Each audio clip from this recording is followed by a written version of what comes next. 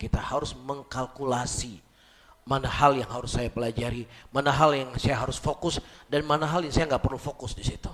Yang nggak penting untuk saya, yang nggak bermanfaat untuk saya. Ya, tidak menambah kekhusyuan saya dalam sholat, tidak menambah kualitas saya dalam ibadah kepada Allah. Seorang muslim harus demikian. Ya, seorang muslim harus mengukur segala sesuatunya apa yang memberikan manfaat lebih untuk dirinya.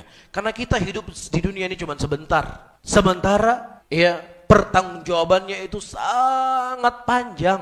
Wallahu a'lam bishawab, berapa hari kita akan berada di akhirat, menunggu sampai masuk ke dalam surga.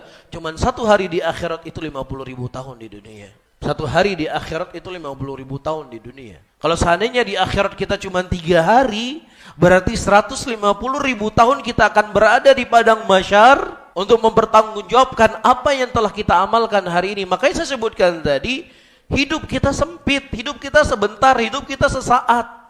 Maka pilihlah sesuatu yang lebih bermanfaat dan berarti dalam hidup kita untuk menambah takwa dan menambah khusyuknya ibadah kita kepada Allah. Hal yang gak penting udah bukan urusan kita. Seorang muslim harus seperti itu. Ya, jangan semua masalah mau diurus. Jangan semua masalah ingin nimbrung dia di situ. Jangan sebuah masalah mau ikut-ikutan di situ. Itu bukan akhlak seorang muslim.